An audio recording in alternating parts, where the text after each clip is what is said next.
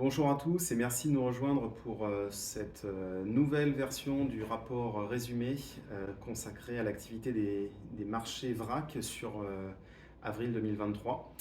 Donc commençons par expliquer que le marché mondial du vrac est resté très lent sur le mois de mars ainsi qu'au début du mois d'avril. Toutes les récoltes de l'hémisphère sud sont à peu près connues et inférieures à la moyenne, à l'exception de la Nouvelle-Zélande. Euh, Malgré ces informations, on ne voit pas d'activité particulière sur le marché du vrac car les stocks de vin rouge sont assez importants au niveau mondial et l'offre de vin blanc qui était plus limitée que les rouges semble elle aussi finalement être plus importante qu'elle n'était il y a 12 mois. On note un ralentissement notable de la demande européenne de vin en vrac. Les prix des denrées alimentaires ont dépassé ceux de l'énergie en tant que principal facteur d'inflation sur de nombreux marchés européens et les ventes au détail sont par conséquent à la traîne.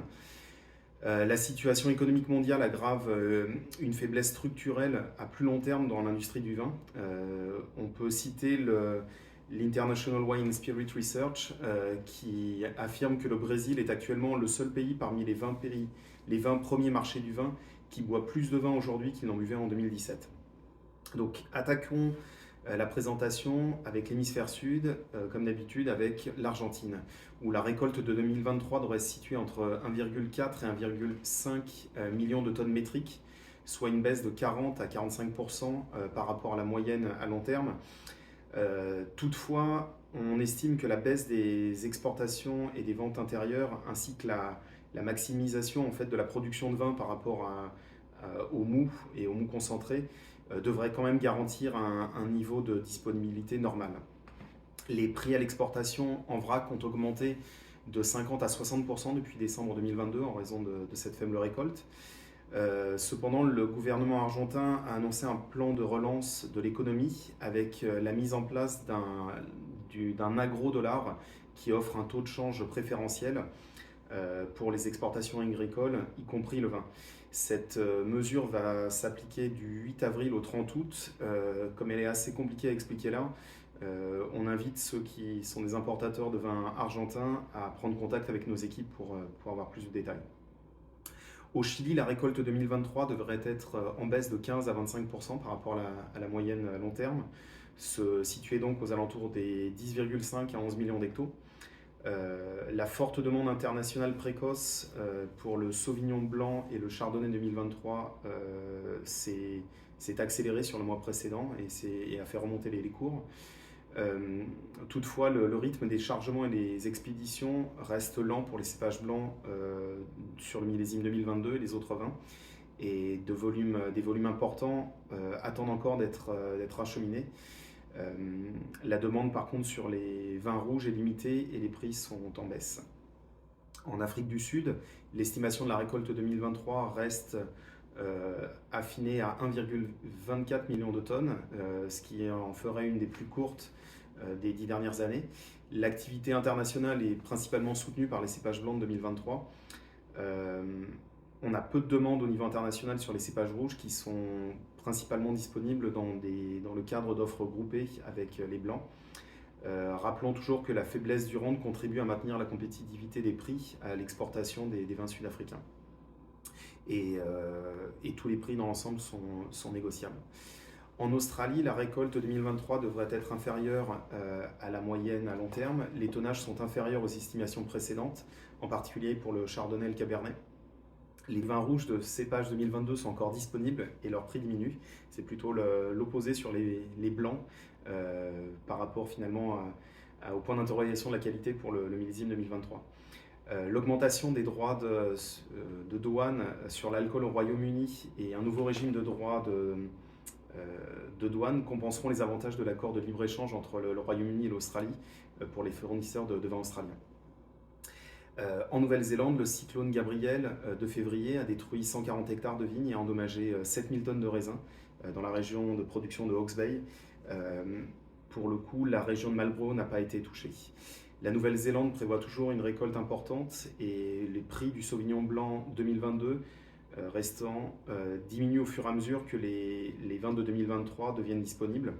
On trouve des offres de 2022 entre 4,50 dollars néo-zélandais et 5. Passons à l'hémisphère nord avec la Californie, où le marché du vin en vrac progresse lentement. Les fournisseurs sont potentiellement ouverts à la négociation, bien que les prix en général restent plutôt stables. On note des opportunités pour les acheteurs internationaux sur Cabernet, Zinfandel, White Zin, Colombar et des génériques blancs à faible degré d'alcool. L'hiver inhabituellement humide s'est poursuivi en mars avec une accumulation de neige qui a atteint 237% de la normale et des réservoirs bien pleins. L'humidité et la fraîcheur ont d'ailleurs retardé la saison de croissance et les travaux agricoles d'au moins une semaine. En France, on constate également un marché du vrac dans le sud de la France qui progresse très tranquillement. Les disponibilités demeurent sur presque tous les types de vins, légèrement plus limitées sur les blancs. Les prix sont stables mais négociables avec des opportunités intéressantes pour les acheteurs en termes de qualité-prix. Le prix de la distillation d'urgence qui s'appliquera à la zone bordelaise, de la vallée du Rhône et du Languedoc n'a pas encore fait l'objet d'un accord. L'hiver est anormalement sec dans le Languedoc, ce qui signifie qu'on entame une saison de croissance déjà dans une situation de sécheresse. Donc la récolte 2023 sera probablement plus petite que celle de l'année dernière.